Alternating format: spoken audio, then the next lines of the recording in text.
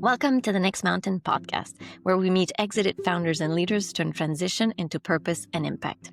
Today, on Next Mountain, we're speaking with Anastasia Mourogova Millin, one of the most forward-thinking innovators in the investment world. With more than 2 decades in corporate banking and deep expertise in commercial real estate, Anastasia has built a career at the intersection of finance, community impact, and systemic change. She was part of the founding team behind Canada's first Schedule A impact bank, City Community Investment Bank, where she helped redefine what a bank can do for society. Under her leadership, she oversaw $1.3 billion real estate portfolio and deployed over $250 million in new loans to B Corps, social enterprises, and nonprofit, proving that values-aligned capital can scale without compromising performance. As a global director of capital and investments at Dark Matter Labs, Anastasia pushed the boundaries of what investment markets can look like.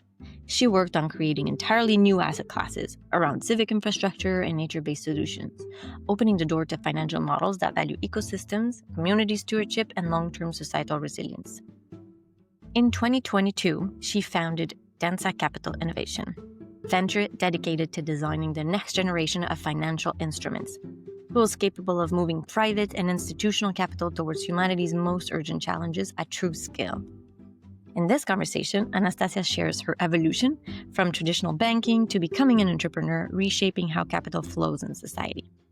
We talk about aligning values with work, the role of community and systems change, and her experience navigating the finance world as an immigrant woman. She also unpacks why innovative mechanisms like civic infrastructure bonds that value nature and address issues such as homelessness are essential if we want finance to serve the public good. Anastasia's story ultimately is about courage, imagination, and the belief that new systems are possible. She invites us to trust the journey, challenge old assumptions, and recognize the power of collective action in building a more equitable and regenerative future. If you enjoyed these conversations, don't forget to follow or subscribe to Next Mountain wherever you're listening, and join us on the path from success to stewardship. So without further ado, let's get started. Welcome to Next Mountain, Anastasia. Thank you. It's such a pleasure. So happy to have you here. No, I really appreciate it, and thank you for the invitation. And it's interesting because I was reflecting on how would I introduce myself, and not just here with you, because as I said, we're also friends, and so in some ways we know each other's stories, but also just in general, you get to a certain point in your life. I'm in my early 40s, where, as you said, life has been rich, and we're very privileged to have had a lot of adventures, and each one of them is a mountain in some ways. And so it's like, which one do you pick? And so perhaps I'll just start by the end, which is where I'm at today, and then I'll just name some of these peaks or drops, depending how you want to see that. So where I am today is I am an entrepreneur, and I'm a founder of 2 companies.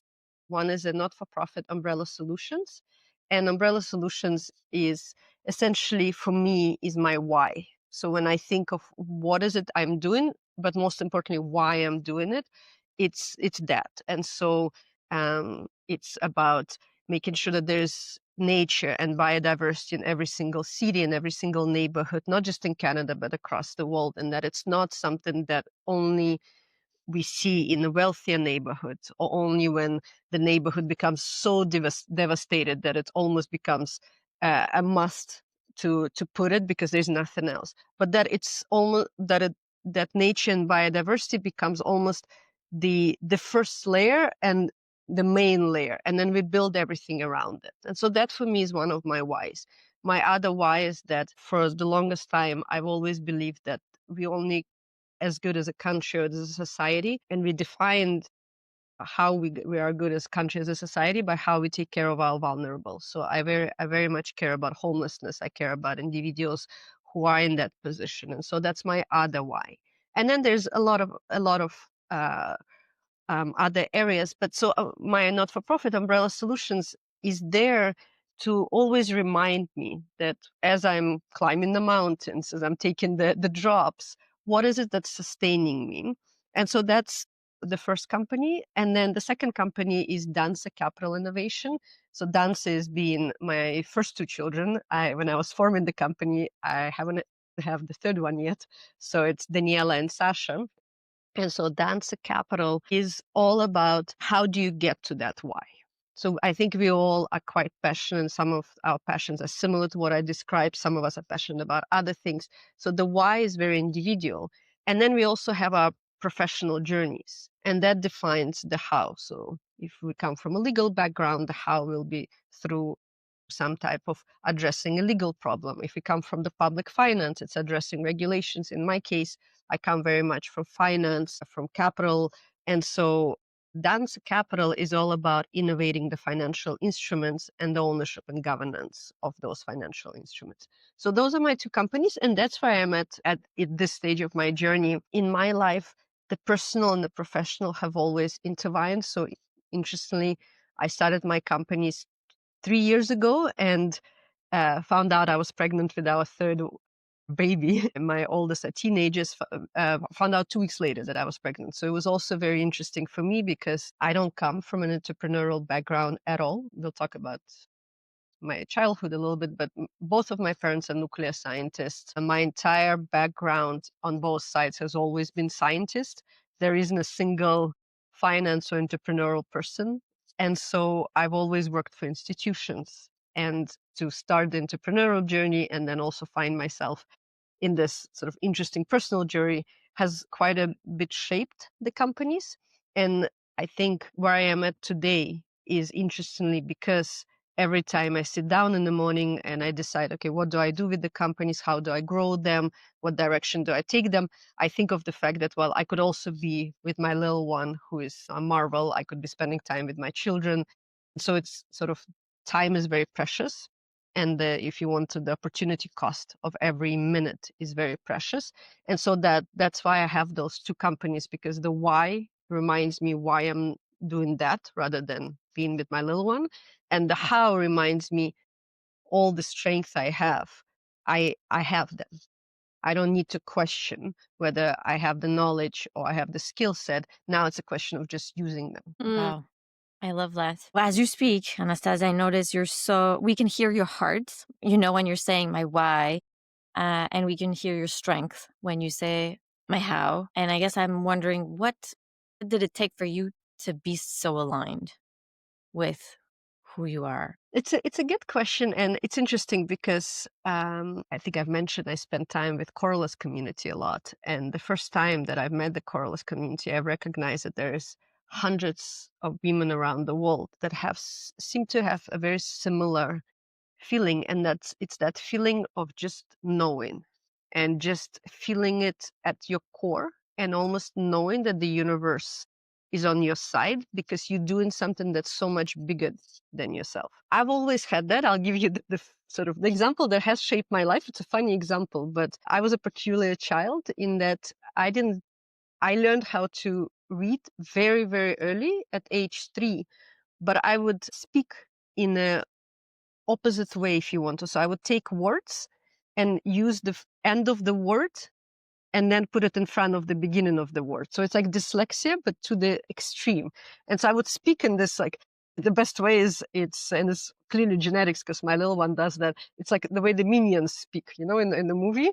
So you really don't understand what they're saying, but there's a core to the word. So I used to speak that way a lot until I started school. And so my family didn't really pay that much attention to me because they couldn't really understand me. And because I learned how to read so easily and so early that I would just hide in corners and go read all the time. And then when I was 5, I started school 2 years earlier than everyone else. And so my parents just had no choice but to pay attention because I was now in the school setting and I was tiny and they just wanted to make sure I'm okay. And so one day I just out of the blue said, I'm going to Canada. And so I grew up in Soviet Union. My parents are nuclear scientists, which means in Soviet Union is that there's already boundaries being in Soviet Union. Nobody is allowed to leave. But my parents are nuclear scientists. We have double boundaries because my father and my mother were working on quite important projects. So we're definitely not allowed to leave. Like in nobody's mind was I ever leaving our town. So to say, at 5 years old, I'm going to Canada. And that stayed until basically I immigrated to Canada. Like that was Wow. just something and whenever somebody asked me, I'm like, I just knew one day that Canada was a place. So how I knew, I don't know. And so this is just an example that I immigrated to Canada by myself at 18 and built my life here. I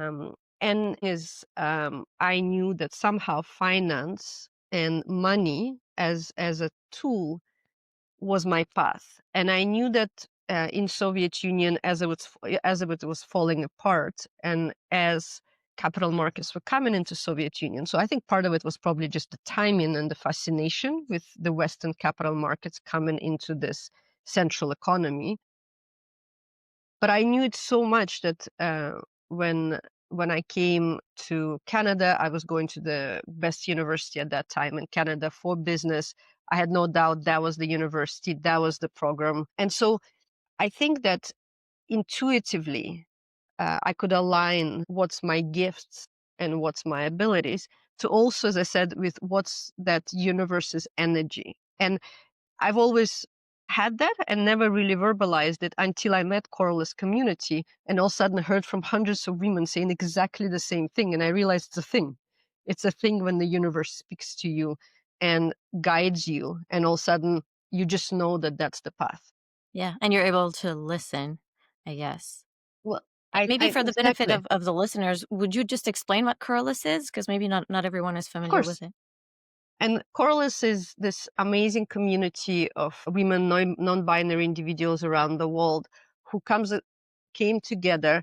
And it's also a journey as an organization, but they first came together from a very sort of concrete binary purpose of female entrepreneurs, especially female entrepreneurs working on impact, just don't get the funding that they need to get. And so how do we resolve it? That started 10 years ago. And now as I said, there's this global ecosystem of individuals who all believe that we are on this crisp of transition to a different world, new capital structures, new governance structures, and that there is ways to do that externally, meaning we can shape governments, we can shape macroeconomic systems, or we can do it internally. We can work on a problem within a certain industry and then basically show by how we are leading in that industry. So, for example, if we're working on plastics, we could say, well, there is no reason why a single new virgin plastic should be created because there's Hmm. enough ocean plastics for us to have packaging for the rest of our lives. And so that's a premise. And then you go and you say, well, every single industry that uses plastics, we will now influence it. And by doing that, we will shift the world to a new place. Because the vertical of that is that ocean plastics create economy for women. And it creates economy for women in Southeast Asian communities, which creates then the whole new governance and the whole. So that's what Coralus is. It's transition, but Great. again, transition from within if you want to. And I got attracted to it because I kept on meeting these incredible women working on these solutions, but each one of them had that driving force. And I think that's what we were describing is that how do you know? And most importantly, I think we all have those inspirations of meant to be this. I'm meant to do this. But then life really does get in the way. I mean, it could be as easy as a woman, you get married or you meet somebody and your life path, your location changes. But it could be also just really hard because you realize your dream and your calling doesn't come with this money you expected, or it doesn't come with certain settings you expected. And so, how do you stay true? Again, I've only realized by meeting other women is that um, it's it's not something that you could explain. It's not because somebody has given you a formula. It's literally within you. It's like that voice, and you just keep on trusting. Well, talking about that and your career, you said you've always had that feeling that you wanted to work in finance and coming to Canada by yourself, going to the best university. So maybe you could tell us more about that journey and how you were able to enter into that industry and really express yourself through that for people who their first idea of finance is like, serious people and like very conservative and wearing blue suits and so True about the suits. Actually, I miss the suits, but to be fair, so I was privileged in that I have, as I said, nuclear scientists for both parents. And one thing you have to realize in Soviet Union is that there was really no differentiation between men and women. So everybody was expected to work. We had no unemployment rate. I mean, you have to sort of imagine this. 9.9% of the population had university degrees. Like, not to have a university degree was abnormal. Hmm. I mean, you would have to be a political prisoner, which I guess was normal. But from the sort of general population of what we were told, you were existing in this society where it was absolutely standard for women to be in math and be the best, or be in science and be the best. Like, there was none of differentiation. I mean, on the flip side of that, we also took military training, and it was totally normal for girls to be excellent in loading rifles. Like, it was just that society. And so I didn't grow up, and it's interesting because now that I'm bringing up a daughter in Western society, I am so grateful that I had that core in me and I can bring it to her. But it was just so there was that cultural shaping that I had, that perhaps here we some from the stories I hear is slightly different. So it didn't occur to me that finance is male dominated, because it's not something that I was ever raised with. And also, interestingly enough, and I often tell that story, is when I went to Queen's University commerce program, and they, on purpose at that time, took 100 women and 100 men, so 100 boys, 100 girls, and one international student. Queen's doesn't need the international fees. And so I was that international student, and we started as 100 and 100. And then after second year, you get to specialize. And all of a sudden, I noticed that there were only 2 girls who were entering investment banking, and I was one of the 2. And so I turned around to all my friends, and I'm like, "Why are you in, accounting or marketing? Why are you not fascinated?" Because I was so fascinated by investment banking. I'm like, "This modeling, it's phenomenal." And they're like, "Well, it's because when I get married, it's going to be really hard for me to pursue this career, and with my husband probably having the same." And we were 21, and I'm like, "Married?" And I really remember stepping back and being like, "You are the brightest 100 women in probably this country, one off. Like, you had to have a 98% average to get into Queens at that time. And so you are so hardworking, and you limiting yourself at 21." And so I think it's that mentality. And I'm not quite sure what it is, because I see it when I started working in the banks. I remember noticing I chose to work for a global bank, HSBC, because I really wanted to have opportunities to go across the world. I wanted to have expertise in different sectors of banking. And I remembered on my second or third day as a manager at the office, I realized I'm the only immigrant. Like, so I'm the only one with an accent, with the position of leadership. And then there was a whole department of those who were at the back office and doing call center for operations. And all of them were immigrants. So it was like this drastic of, I was the only woman, but I was also the only woman with an accent. And I just remember finding that peculiar, that why is it that not more women want to be in my position? Because this is such a fun job. But I saw it as sort of almost like a limiting choice that people were putting on themselves. Obviously, 20 years later, I could see how, at least in the Western society, how it starts from a very early age. But again, for me, it was more something that I was just noticing. It wasn't ever limiting. And then at some point, to be honest, became fun. And I do this still often, where even now, probably 90% of my events that I go to, there's maybe another woman. Like, there's still, and definitely very rarely, somebody with an accent.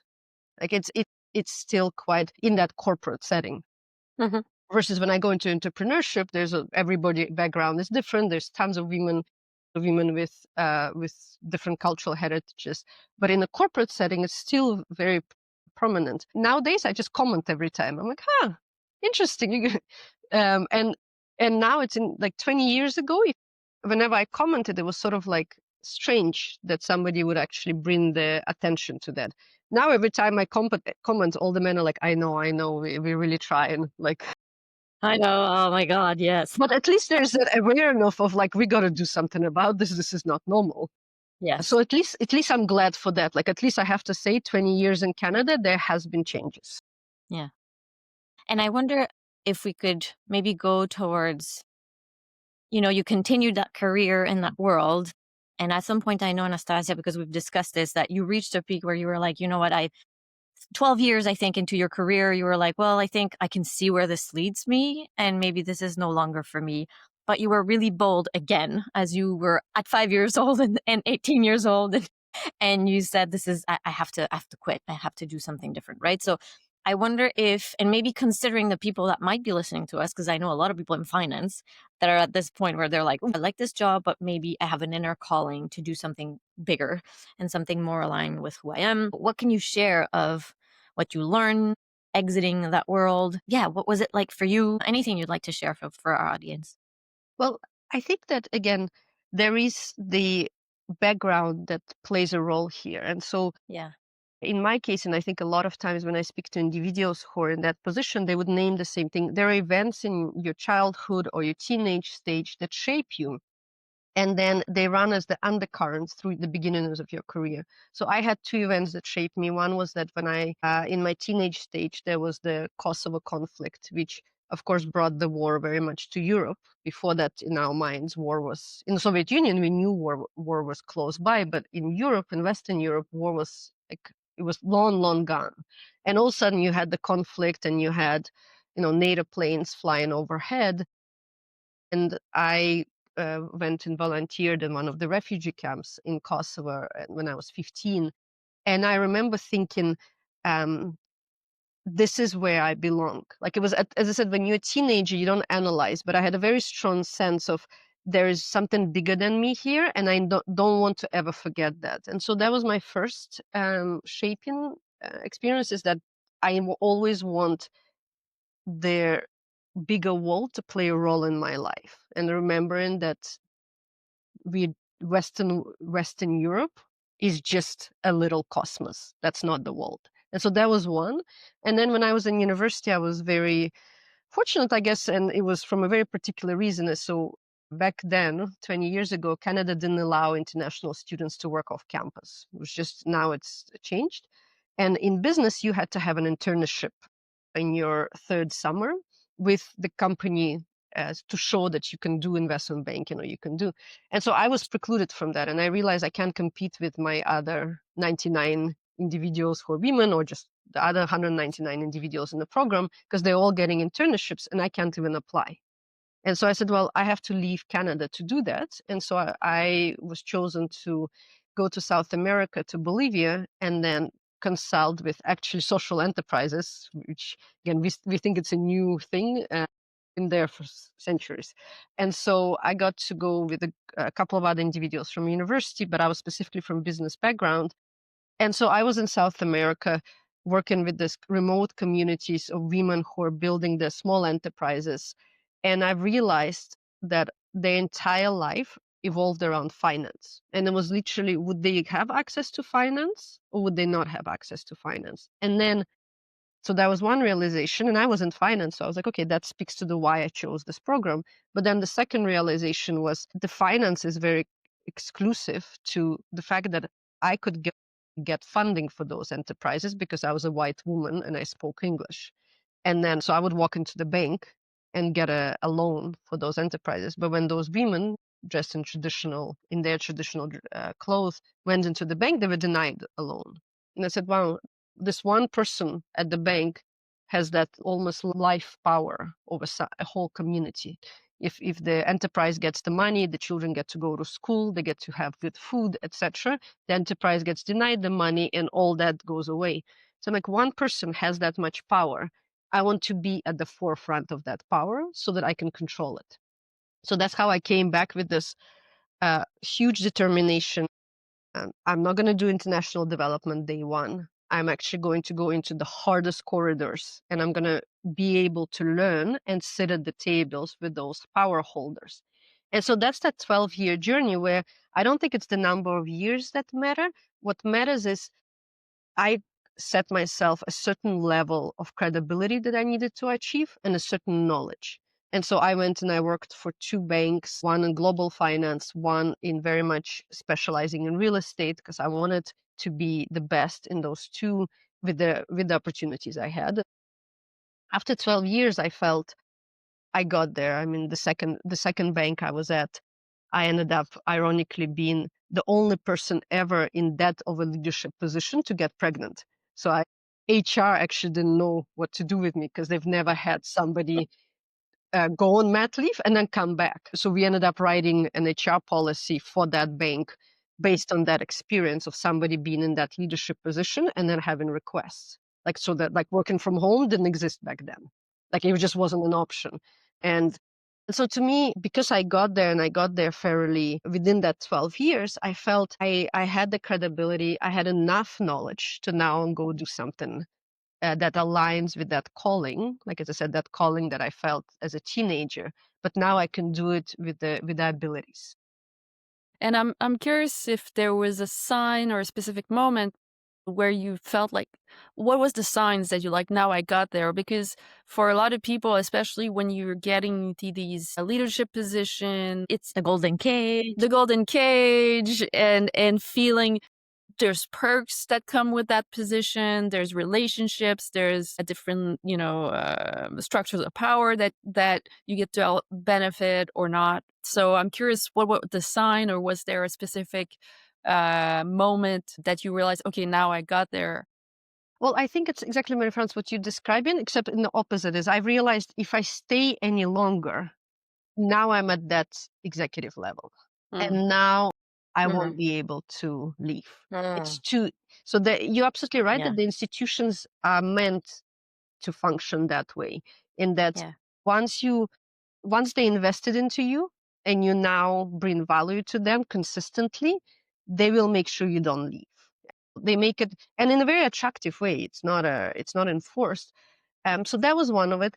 I think, we as individuals tend to know ourselves well. So one of the choices I made early on, and I made it with my husband, is that we decided and you both know Montreal, we decided to be next to a neighborhood park X on purpose. And so one of the things to make sure I reminded myself of what was my journey is that one thing I would do is, once a month or twice a month, I would take my young children and we would go for a walk in Park X, which is right next to where I live. And I would show them, apartments where 8 or 10 kids would live. And a lot of times they would be Eastern European descent.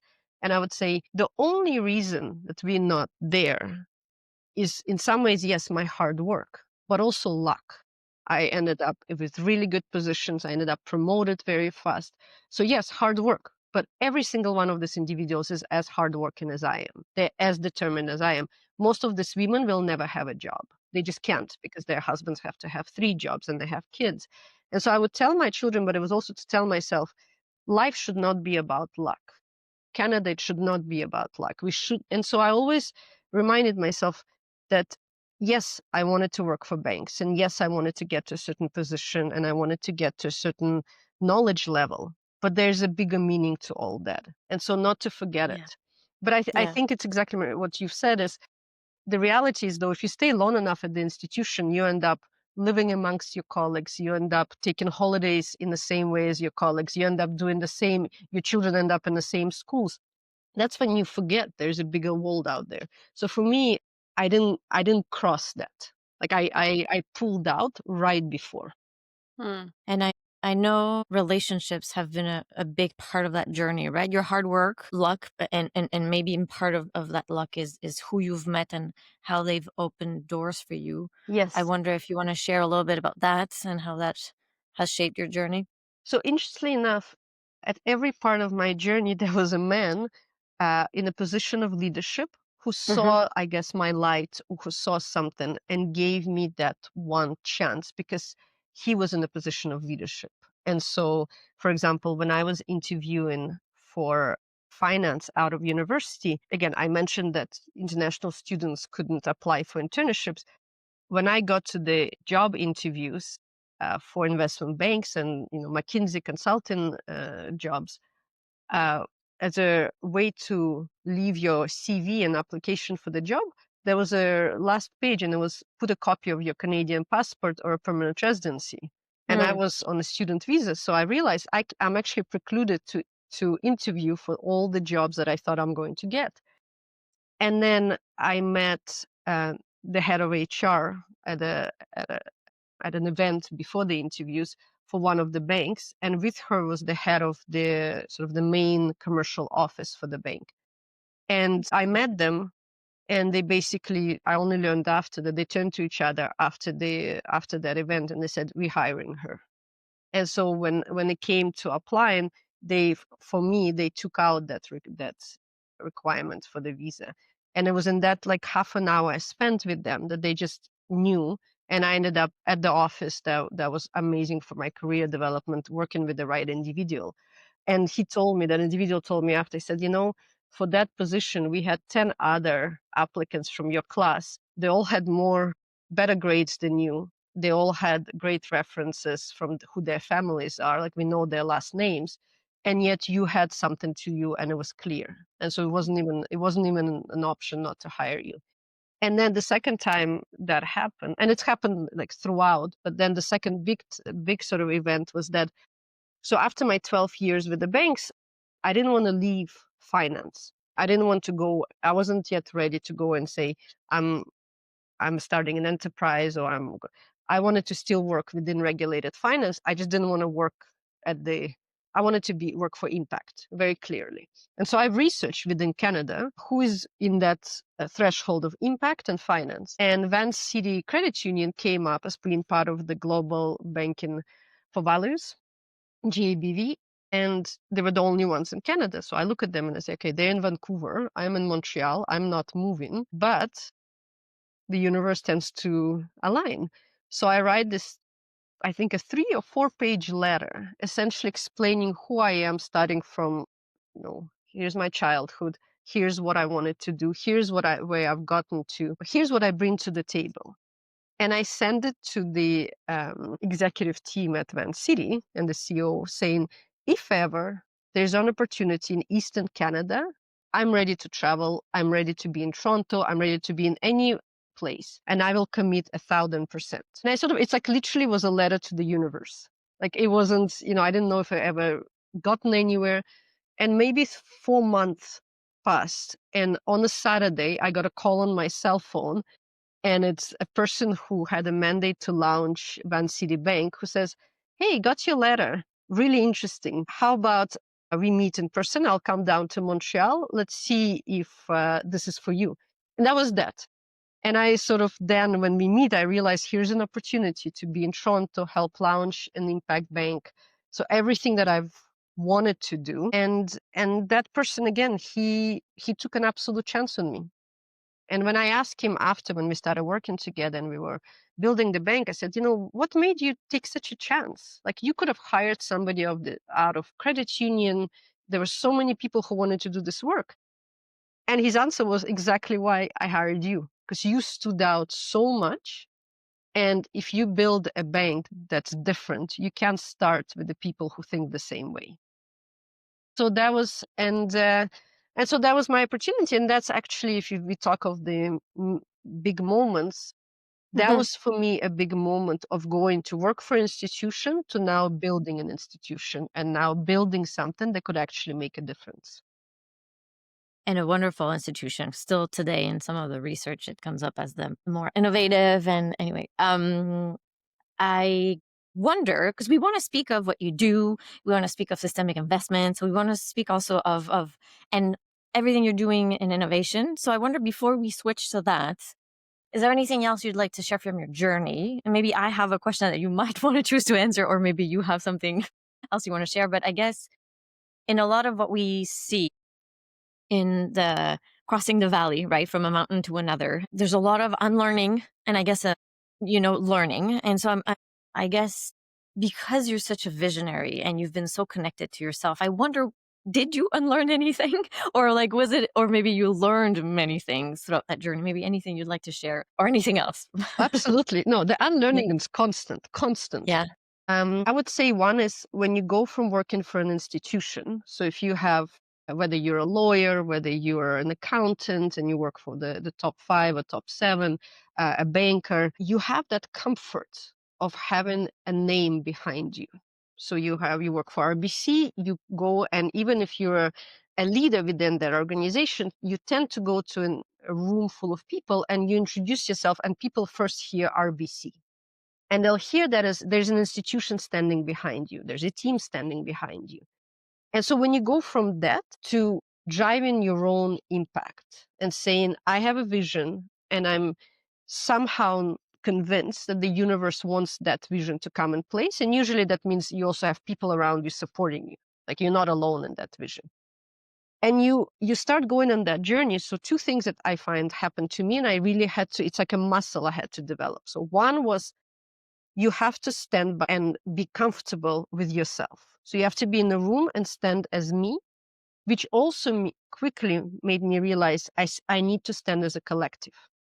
And so my biggest pride and accomplishment is the fact that now I don't go to a lot of rooms. I go to very selected places, but there's at least 7 other individuals who go to places on my behalf and talk about that, what we're building together.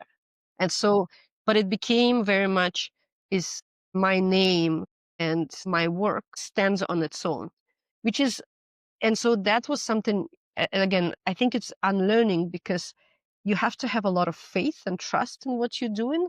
You also have to, I suppose, just be patient with yourself because the first 10 or 20 times that you're in a room being yourself, you almost want to hide. It was so easy to hide behind an institution that to be on your own, you feel like all our inner voices start speaking up and saying, why you here? What is it you're doing that's so important? And then slowly, as others start joining you, the journey, like in my case, as others started supporting what I'm doing and started to be the champions, I realized, no, actually, it's exactly where I need to be. And that's exactly what I should be doing. And it should be through me. It's not through an organization, not through this big company whose logo I'm using for my credibility. So that's the first one, but it's like constant. Every time I have to remind myself that don't hide behind any walls. And then the second one is, again, when we're at the institution, we have a lot of comfort. We know our insurance is covered. We know where paycheck is coming from. We know that somehow somebody is going to solve that IT problem. You're entrepreneurs, you know that, but often as women, at least entrepreneurs, we also, I found I was very much adventurous and jumping when I was in my 20s and 30s. And then in my 40s, when I started the companies, I was missing that comfort. And so as an entrepreneur, one of the rules, and as I said, that muscle I set for myself is have the vision for 5 years, but have the plan for 5 days. And so I have this Yes. incredible flexibility muscle that I had to build where what I think is going to happen in 2 weeks most likely will not happen. And that's okay. That's part of the journey. And I think that's also, for me, is building impact. And I've learned that is, again, because you're standing on your own, you have to be very flexible because you want others to join you.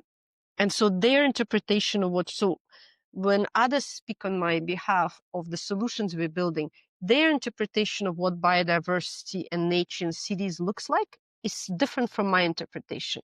But in the end of the day, we're still driving the same impact. And so you have to, like, that flexibility is the flexibility of both running the company, but also the flexibility of your vision. It's like Yeah. we just have to get there. In the end of the day, if we have more nature in cities, if we have less homeless individuals at the systemic level in cities, that is impact. We're going to get there in different ways. And again, and so that flexibility, I find, as I said, institutions are very good at not having that in your day to day. That's the way of controlling. And as we go into impact journey, that's often the hardest to unlearn. It's like that constant, what happens today is outside your control, and yet that's your freedom. Yeah. It's as I'm listening to you, the word that's coming up is stewardship. Like, finding that Exactly. and acknowledging, being aware that you are in a complex system, that many parts are emergent and you have no control over it, but you have control over some of it, which is your vision, your hope, how you show up. Right. So I love how you're describing that. And it's true that it's really hard. And that's exactly it. And I think it redefines us as leaders. Because as leaders, again, within my career for I would say, first 17 years, because I was before I started my companies, I was leading sometimes small teams, sometimes very large teams. And you lead in a certain particular way. But again, your leadership, you have usually a company behind you. And so the individual looks at you, but they also understand they're following the company. When you lead as an entrepreneur, and now I have individuals working in both companies, on one hand, it's interesting. I realize that leadership is required. So I often, when somebody joins or when I reach out to somebody to join the organization, I say, you can count on X, Y, and Z. I will lead there. So for example, you don't need to worry about funding. That is on me. I will make sure that I bring that. That is my responsibility. And so I feel that I had to become stronger and accountable in certain leaderships because I know there's nobody behind me. So when I promise something, I have to stand by that. And yet, as you said, Natalia, is that you are also stewarding. So like I'm very flexible with what is the actual outcome. And then the other thing that I had to be honest, and it's somebody again, a person who is an advisory board on my organization who's given me a very, very important piece of advice. He said, you come with idiosyncrasies. We all do. And so you either can hide from that or you can be very honest. And so often when I do internal meetings or when I come to large investment meetings, I always start by saying, I come with their certain particularities. I have 3 children. I take care of my mother who has Parkinson. My husband has a full-time job, which means that chances are I'll be late for a meeting. Chances are certain things are going to take longer. But that's how I come, right? And so that package, and at the same time, I will show up in the most meaningful way because I have those idiosyncrasies, because I have 3 children. I will never walk away from the vision. It just means too much to me. And so I think that as women, we often hide those idiosyncrasies. We try to show up perfectly versus I don't. And I just say, this is, you take what I offer. And if you're not comfortable with those idiosyncrasies, that's fine. But you have to, like, I'm very honest from the beginning, and I'm honest externally with my partners and all those who engage with me, and I'm honest internally. When I say, sometimes you won't be able to reach me, it's just my reality. And so I think that as a leader, you learn to be that vulnerable. And it's something that within institutions, it's definitely not something we bring to the table. And I think that's another unlearning, and it's a key unlearning, is that you merge those 2 worlds and you realize that's okay. People will still follow you. People will still work with you. People will still invest into you. And so that to me was a very big lesson. And it's still something that I keep on reminding myself, show up honestly. Yeah, and I'm sure in doing so, you're also allowing for others to do the same. Exactly. And have a bit more freedom to be who they are and to bring it to work. And yeah. So I wonder, I have a small question for you, Anastasia. Like, it's super small, and I'm laughing because it's not at all small, but every time we talk, you have such a good way of understanding and seeing what's happening. So I wonder if you could share with us, what are you making of what's happening right now in the world? Like, what are you seeing from where you're standing, from the work you're doing? Yeah. What would you like to share? So what you're able to see with your eyes and your. Well, it's interesting. And thank you for asking. I would say that what I'm seeing again always comes through the lens of my journey. And I'm in a lot of conversations right now with other individuals who are seeing things and seeing patterns. And I'll just say from the get-go, I clash with most of them. And so just to say that if your listeners are sort of going to hear this and say, that is not at all what I'm seeing, then that's actually totally normal. That's the reaction I get.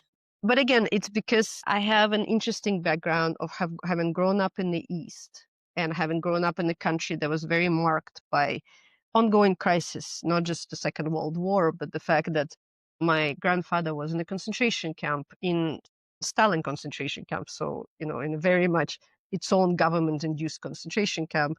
And, I grew up in a very particular setting when it comes to material things. Like we really didn't grow up with that idea of material being the final outcome. And so that shaped me in a certain way of seeing things. So one of the, I would perhaps say, observations I have now is that there tends to be right now, like I'm building for outcomes of, as I said, homelessness or healthy soil or nature and biodiversity. And I do see that we are at the points where a lot of that is getting depleted and our crises are deepening. And at the same time, and that's what I think that's where I clash with a lot of individuals, is I don't see it as an isolated crisis that we've never experienced before.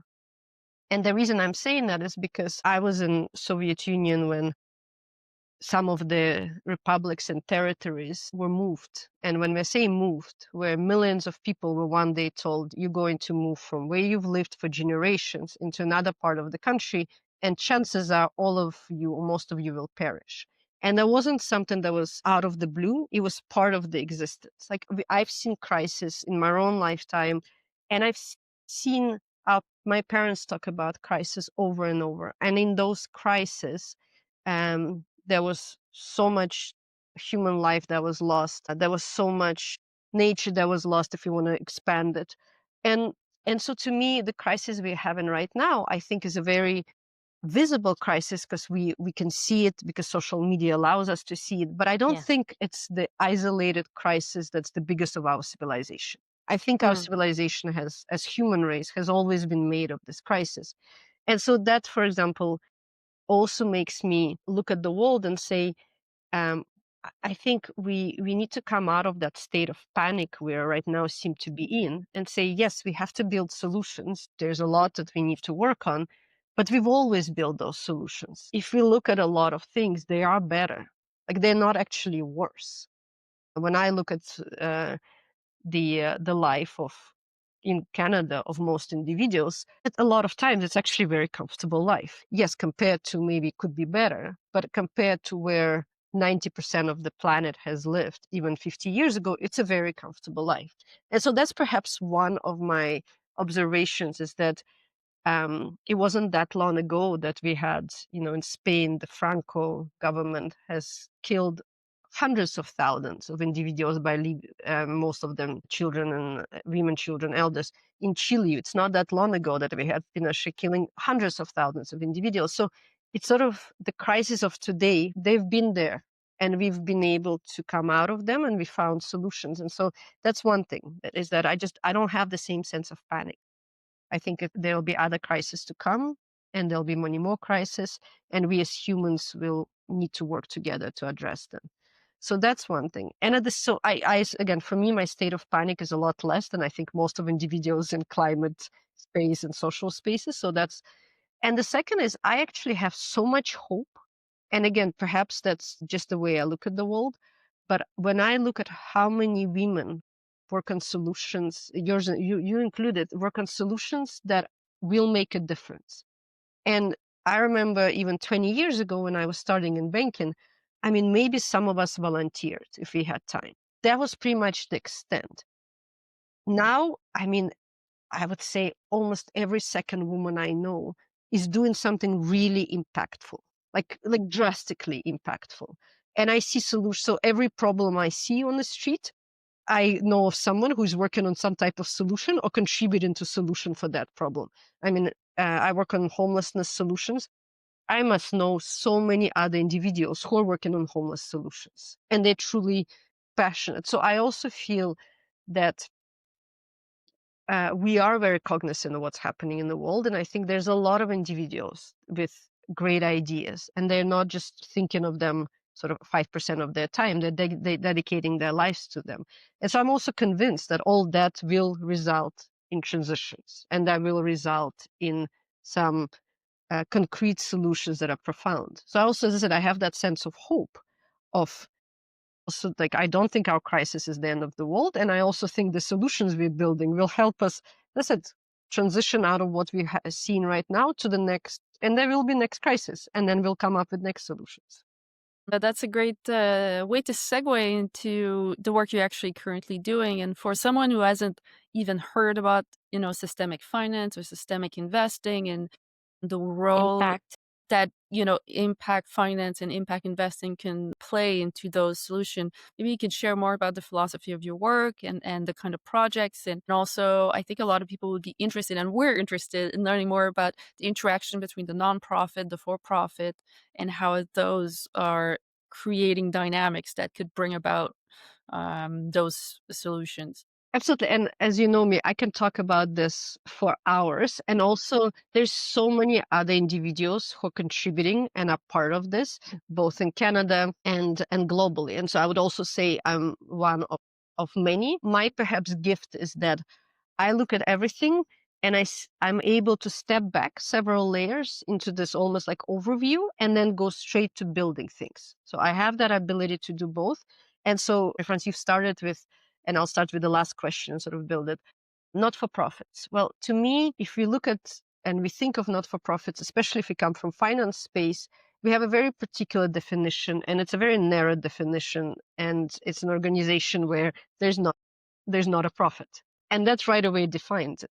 Versus I've looked at it and in my work, have realized that actually it's a whole sector that's a gift to us as a society, as in it's organizations that by definition don't use capital as their only source of power. By definition, they've almost put capital aside and said we have to have all these other sources of power. So if you want to, the monetary capital is one thing, but it's the least in the equation. Instead, we have to be extremely collaborative. And so if you actually know not-for-profits and you know individuals who work with not-for-profits, they are amazing in building ecosystems. Like they contribute time and energy towards so many different initiatives and they form relationships.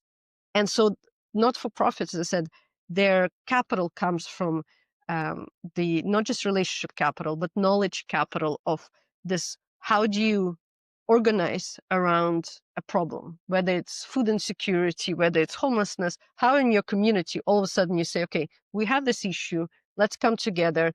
Money is not our main resource here, but we will still solve that problem. And we will bring others on a journey that usually would not be part of this conversation. So we'll go and we'll bug the government and we'll bring them to the table. And we'll go and we'll talk to the banks and we'll bring them to the table. And I feel that what we don't see and what for me is very clear is that ability as not-for-profits together to build that stack of capital outside money and to really fuse that stack of capital is what we need the most, considering all the uncertainties of our times. So again, I don't believe we live in the biggest crisis of our times, but we do have challenges in Canada. We do have challenges in our cities. And if we pretend that we're going to solve them by each one sitting at the table separately and relying on money only, then I don't think we're going to get there. And what not-for-profits give us is they've developed a muscle, so they've developed a mechanism for all of us to come together, put the money a little bit aside and say, what else do we have?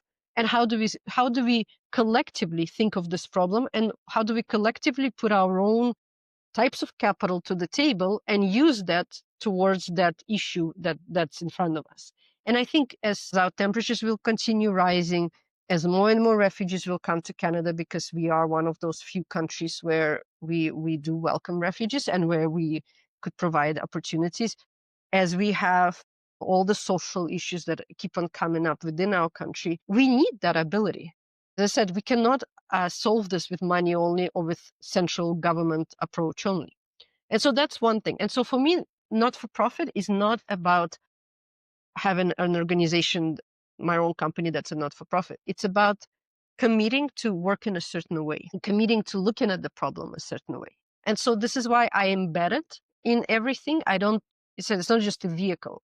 It's really a way of thinking. And interestingly, and that sort of is a segue into my work. So when I started my companies, I wanted to build systemic investing products, so instruments. And the reason I wanted it to be specifically systemic investing versus more of a linear impact investing is that I said there are certain priority areas where you cannot just solve it with money or a type of a financial product. And so the best example I'll give is, so let's think for a second of homelessness. And it applies to everything I do, but just to be very practical. You could say, so first of all, it's a systemic issue. We know it because we've tried to pour a lot of money into that problem over the last decades. And clearly, we're having more and more homeless individuals on the streets. So, and yet there are countries like Finland who've also poured equal amount of money, and they seem to be going in the other direction. And so one of the reasons it's systemic is because we need to understand that there are different layers within that issue. One of the layers that I've recognized and learned by working with other individuals in the space and having so many conversations is that homelessness is not a homeless individual here is not the same as the homeless individual there. And so then when we think of throwing money at the problem, if we throw money at every single type of homeless needs, then it actually will be counterproductive for some individuals while working for others. And so if you were just in impact investing, then what you might say is we need more shelters. So let's just create a vehicle that will build more property, real estate for homeless. But then what you don't recognize is some homeless individuals actually need to be living right next to where they've always lived. You can't say, let's put them in a shelter across the town. It's the worst thing you can do. Yeah. And so for those individuals, what they need is a place that's stable in their neighborhood. That's the type of solution and money solution they need. Some individuals actually need to get as far away from where they've been living for the last 20 years as possible, because that's the very place that's creating for them the homeless conditions. And so if you would do in a systemic investing, you would understand that and you would understand the layers. And then in my case, I looked at the homeless population. I said, in the biggest cities in Canada, like let's take the top 5 cities, the phenomena we've seen is actually not more traditional homeless individuals. What we've seen is the effect of affordability crisis. So because we have the affordability crisis, which in my opinion actually comes out of the fact that we have US market REITs, the real estate investment trusts, that have come into Canada during COVID and have bought up a lot of this duplexes and triplexes and sixplexes, where the individuals have lived for decades and have been able to pay steady rents. So all of a sudden, those properties are bought by REITs. We have this evictions due to renovations that happen. And you have individuals who are absolutely working. So they work at the school cafeteria, but they don't make 2,000 cash a month to allocate towards rent. They've always paid $500, $600. All of a sudden, these individuals not being able to afford the next rent and not being able to move away from their jobs. And so those individuals are then become homeless. And when you speak to shelters, they recognize that those are the very individuals who need to be given permanent housing right away, because they don't have any other of the factors of homelessness. They're not addicted to drugs. They don't have mental health problems. They literally need a home. And so what shelters have been doing in the big cities in Canada is that they've been prioritizing those individuals. But shelters have very limited number of units. In entire Montreal, downtown, we have 600 permanent beds, if you want. It's not even units, permanent beds. 600. Our homeless population is 6,000 per night in Montreal. And so what happens is the shelters then prioritize individuals who became homeless due to affordability crisis. So where do individuals with the very deep homeless mental health, drug abuse issues go? They have to go on the street. So we feel like there's a homeless crisis when in fact what's happening is individuals with very noticeable homeless criteria are on the street, while the shelters are prioritizing those who've been kicked out of. And so that's where if you didn't do it from a systemic lens, you would have missed that. Yeah. And Taken then a shortcut and maybe you just missed. provided a solution that wasn't really solving the issue. Yeah. And then when I then set out to build a product, I said, well, 2 things are really important. One is I'm only targeting that percentage of the homeless population, which recently is almost 80% of the homeless population, but traditionally has been no more than 4 or 5%. And so I'm specifically going to build the solution that for those individuals, which means it cannot be new built real estate that they need. They need a home, but a home within the area. And so it has to be that we assemble real estate across Montreal and we give them access to a unit. So that's one. 2 is they don't need any other services, which means as long as they have a permanent home and it's for them in perpetuity, and it's no more than 30% of their income, whatever their income is, net income, then that's the solution they need. So that was, for me, was the second. And the only way you can guarantee it is that those homes have to be then owned by some kind of not-for-profit or community. Because otherwise, the simple market forces, or if you want to, will not allow for individual to stay in a home in perpetuity. It's just the mechanism will override it. And so that means, so that's the difference between impact investing product and a systemic investing product, is that it's not just the fact that you need to provide, in this case, real estate solution, but you need to provide a real estate solution with a very particular ownership and governance mechanism embedded in it. So just the combination of the two makes that systemic versus linear.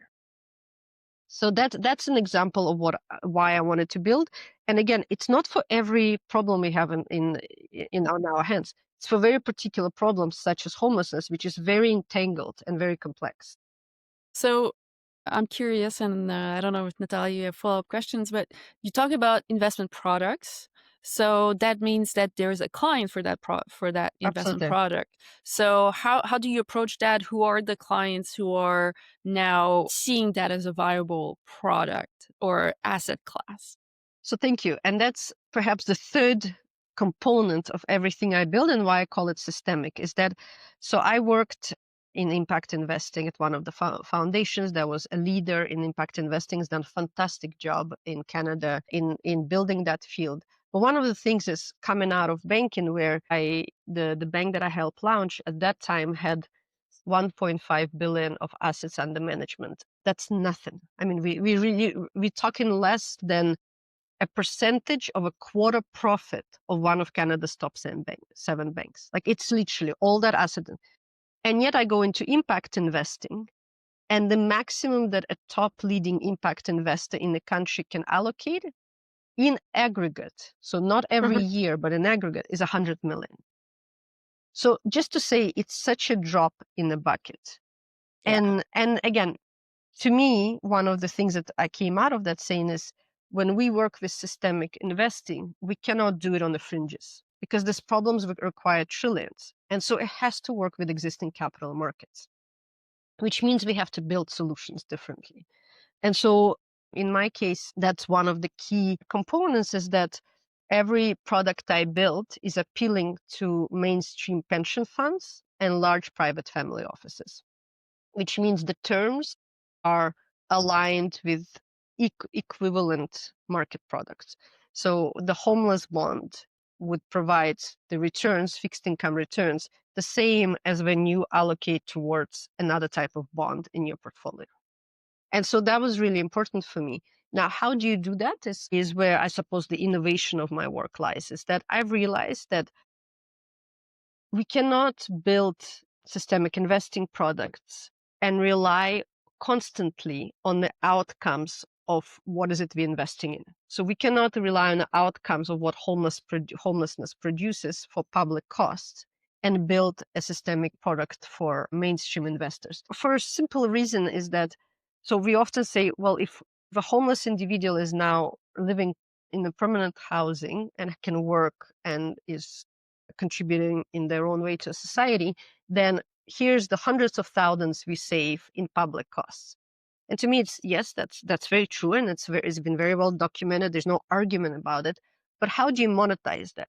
How do you convince 20 different departments across 3 different governments to start sharing back those savings? So what I set out to do is to say, well, why don't we go to the private sector?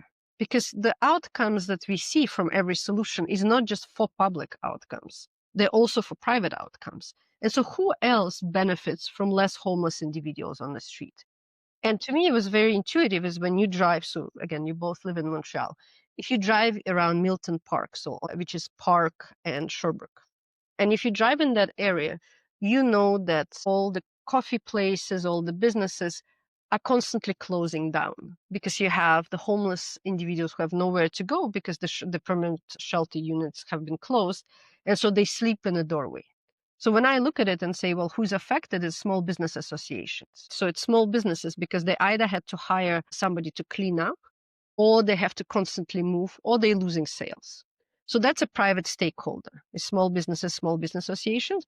I'm also looking at all the real estate developers who own those buildings. And I'm saying, well, if you're a real estate developer, and you've signed a 3-year lease with your coffee place, and then that coffee place breaks the lease because it's saying, look, I can't pay because my sales have gone down because I have homeless people constantly in my doorway, then it's not beneficial to the property owner.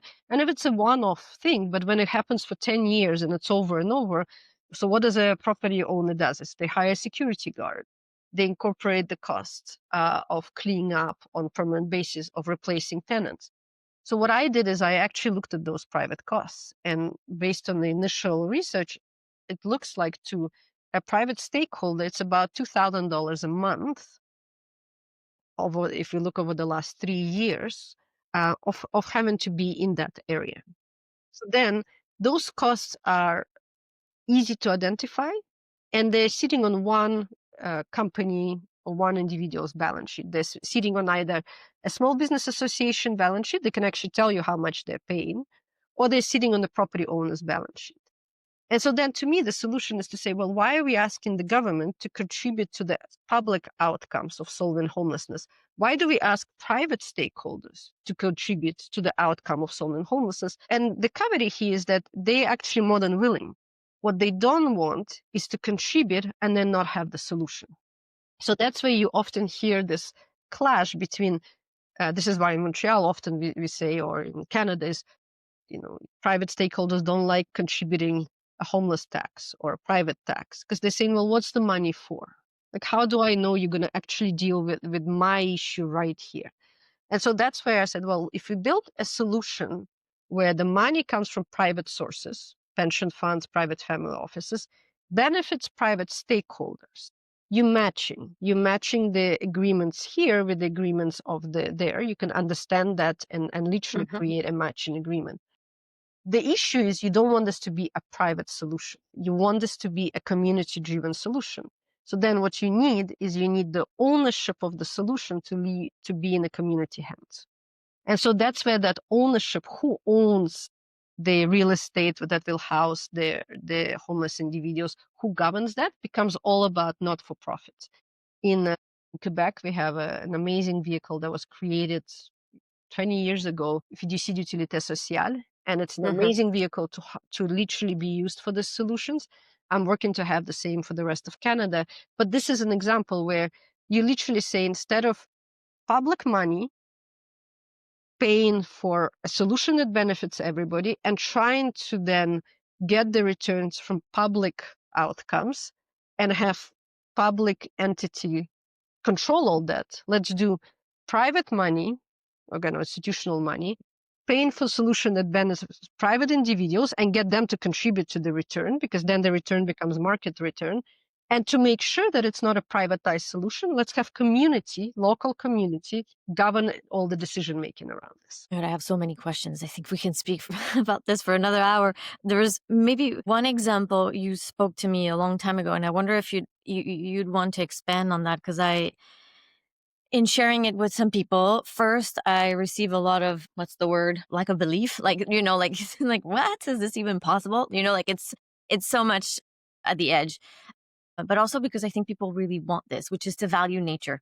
How do we, value biodiversity? And I think you've worked on a bond related to real estate. And could you explain a little bit how that works also, and how that's playing with both existing financial and governance system, but also simply a bit like you're pointing to, which is integrating externalities, seeing interconnected values, distribution mechanism. Well, absolutely. And again, I would love to. The logic is very similar to what I described with homelessness. It's taking a very complex issue and then looking at things that right now are getting us stuck trying to solve those issues. So one of the things when I was working and looking at global solutions that became evident to me is that we're getting stuck trying to value nature.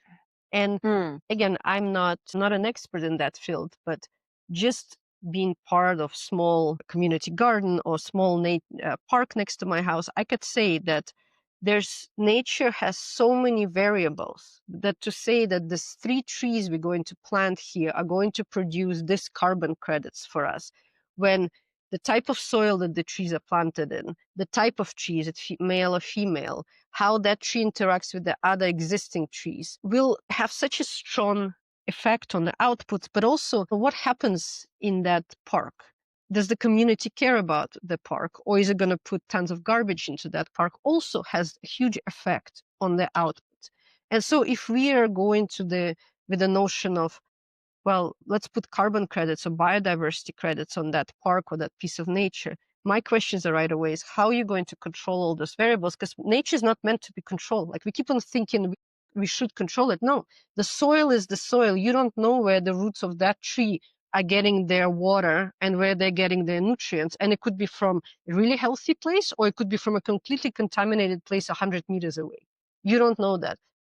Who should be stewarding, to me, is a huge question. Should it be the municipality? Should it be the community that's actually engaging? Should it be those who have such a strong knowledge on indigenous way of taking care of that park, or the social enterprises that have built that knowledge? Like, so, and I've seen it from various, I said, micro solutions to very large solutions. And so I said, well, we're getting stuck in that. And meantime, I live in the city and I see nature disappearing constantly. Like, we're not even talking over 20 years, we're talking 3-4 years. There's constant that choice that we fight with what should be on this plot of land within the city. And so I said, well, what if we stop thinking of what nature's value is and say, what's the value that nature creates for the established assets? So again, as an individual, I know all the benefits of nature, but those are hard. Like, it's, yes, my mental health is much better. My physical health is better. It's very hard. It's like my example with homelessness, right? You can name, Yes. and it's well documented, all those public outcomes and public costs. But getting that is extremely hard. To get an insurance company to agree to pay for somebody's better physical condition because they live next to a park is going to take a decade. So to me, I said, well, but we know that if you live next to a park as someone who rents or owns or works in a building, in an office, or goes shopping, if that real estate is next to a park, chances are it's more attractive to you. Just that simply, chances are you prefer that than a parking lot. Like, just logically. So I said, okay, so we can actually find private outcome to nature without debating exactly what is nature creating. We just say nature's. We can also say that as again, someone who rents or owns or lives in or goes to the office or shops, you prefer that building not to get flooded. You just, in general, we could agree to that. So not only it's beneficial to have a park next door, but if it's a park that has nature-based solutions integrated, you like it even more because you just don't have to worry. So if we can look at that. And then the third point that I make is that I think in general, we can agree that nature should not be privately owned just because no one stakeholder should own nature. I would argue that nature should not be publicly owned simply because of our public ownership mechanism, where the central body here cannot possibly be in relation to this park over here. It's just too many. So my point then is, well, there's a third sector, which is community, and it's local community. It's us who are benefiting from the ecosystem services. Why don't we put it in that community mechanism? So that we know it's not privately owned, and we take away all the risks of public ownership. We put it in this third sector. And so those were my premises is, what if we stop debating about the value of nature? Let's instead assess this from the value of the adjacent assets. What if we stop debating who should own nature and simply put it in this community ownership mechanism to ensure that all the right stakeholders are part of the decision making and the ownership? And the third was, again, I'm seeing nature being depleted. And I'll give you an example is, we all know this abandoned railways across our cities. Because the railways have a rule that's been there for forever, that within 10 or 15 meters, you cannot build next to the railway. Over decades, there's mature biodiversity in nature that's just grown. Like, you can imagine the abandoned railways, often it becomes trail parks. If we do nothing, then over time, somebody is going to purchase that land and then is going to say, well, I'm going to decontaminate it and I am going to build condos or rentals. Like, it's too priceless over a point. To replicate that mature biodiversity and that carbon sequestration will take us another 40 years. So it's not that we lose something and say, well, then let's plant new trees, is that we've lost 40 years of what nature has created as a solution to the climate issues. And so I looked at it and said, well, that means only one thing is we need capital, and we need capital upfront, and we need it now. And so that's how I started building. So the civic infrastructure bond is very much with that in premises. Can we allocate capital at scale, which means we have to pay private capital, institutional capital returns. We're not going to argue about concessionary returns. Can we allocate capital at scale towards preserving the sites? So if they're in private hands, acquiring them. If they're in public hands, let's create perpetual leases. And then literally making sure that they're both add green, the value of green space to the neighborhoods, make sure that there's nature-based solutions integrated, and most importantly, that community is in relationship. So we're not going to gate this park. We're going to say, no, the only way it's going to thrive is if the community cares. So let's make sure there's a bicycle path. Let's make sure there's access. And so if we do that, then we'll end up with a portfolio of the sites across Canada, and each one will be owned by community. So I set out, I said the first bond, to be honest, now that I've been 3 years at it, we have a pipeline for $1 billion for the bond. Canada is a very conservative place. So when you say $1 billion bond, really, it almost scares everybody. So I said, let's do 250 million, which we have. I said we have pipeline of projects for $1 billion, but let's do 250 million because it's very easy to digest. Let's allocate it and show how this whole mechanism works with a $1 billion bond happening right at the back of it. There's a reason I didn't call it nature bond, is because again, and I think you could attest to it, we have neighborhoods in Montreal, there's neighborhoods in other cities where it's only nature. And my point is, yes, but so the homeless individuals, you're just going to drive them out of those parks. You're going to make them gated. And if you don't have a community center, then it's wonderful for individuals who can afford going with their children to the park. But those who work 3 jobs, that neighborhood is not exactly ideal for them. And then you don't have the library and you don't have a good public school. So for me, it was, let's create a civic infrastructure, which is all that ecosystem of those assets. But the first one, let's start with nature. So the first 250 million is towards natural biodiversity assets, with the $1 billion bond being really true civic infrastructure. That is wow. Like, I'm completely really impressed by the depth of your thought, because it cuts through so much of like the first layers. Sometimes when you talk about to people about impact investing, or it's like, oh, it's always like private versus state, or should so it creates this third important pillar, which is like, you talk about community ownership, but it's really community stewardship, because when Exactly. people are actually experience the scale of it, means that the people are directly impacted will see its value, whereas someone that's like either working at the government or is the ownership of aggregated asset cannot experience directly the impact, but someone who's actually in the locality and at a scale where it's like they could see its value, suddenly it makes complete sense. Because some of the discussion we've been having is more philosophical, to be like, how can we, what it is that is valuable but we cannot measure. And one of Exactly. the ways that, and it connects back to the beginning when you talk about intuition and direct experience. When you go into a beautiful park, like, it's not like, oh, is there a balance sheet that tells me like how much carbon and how much, Precisely.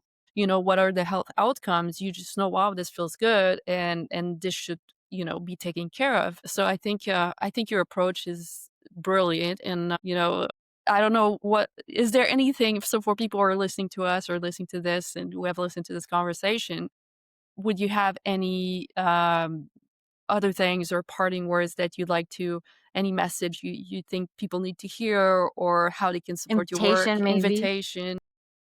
Well, first of all, I wanted to thank both of you, because I think what you're doing is so important. It's not a question of whether we could be doing impact in our lives and dedicating our lives to impact. It's not a choice in some ways that we always think of, one day when I retire from my career, I will volunteer and contribute. My message is, and is that I'm really grateful that you put this podcast together, is that in fact, I think we all know that we've always wanted to contribute to something that's bigger than us. And life then entangles us to sometimes see that as a faraway dream. And my message is always, you can absolutely do that. It comes as almost a journey. It's not you'll build your way there. You'll find your way there. And as you're doing it, it's also a journey. And it's not that once you land there, it's like a valley and you're saying, wow, that's it. I'm working on impact and it's amazing. I think you hear in my voice, I'm super passionate about what I do. And yet every day, just it's still there's challenges of the same way as you have in your own job, traditional job. And so I think it's just a question of saying, I will do it and then I will figure it out, because usually individuals who dedicate themselves to this, who've heard that bold calling, are very strong individuals in their inner core. And so that means we can overcome whatever it is. So that's my first perhaps message, is that don't doubt yourself, just go and do it and things will come together. And that's the second piece, is that what I've seen, and again, I've seen now so many others tell me the same thing, when you work on something that's bigger than yourself, others come and join you. It's almost like the universe says, this is important. Yeah. Let us bring others to support you. And so you very, very quickly find your collective. And often the barriers that you would normally see in your traditional career that you can't overcome, like whatever it is, here somehow you get help. Somehow things align. So, and that's again, I think it's because you end up working on things that are bigger than yourself. And so the universe then says, this matters. Let us find you the way. And so I also would say that should give a lot of trust into saying, just go for it. And then things will figure themselves out. So trust yourself and you will not be alone. Exactly. As I said, as we've met and we've had these beautiful conversations, and the universe brought us together, and now we get to do this. Yeah. Yeah. Thank you so much, Anastasia. This has been so much fun. This I mean, was such a pleasure. we could speak for hours and hours, I feel, and who knows, maybe we might eventually We'll have a part 2. We'll either have a part 2, or as part of the, our vision is to bring people together, to bring together events, and also eventually to bring together a community that could want to go deeper into those topics, or might want to invest, or might want to take part in those missions. So definitely we'll keep the line open for that. Please do. I think it's so important what you've set out to do. So please continue. Thank you so much. All right. Talk soon, Anastasia. Take care. Have a great Bye-bye. day. Bye. Bye-bye.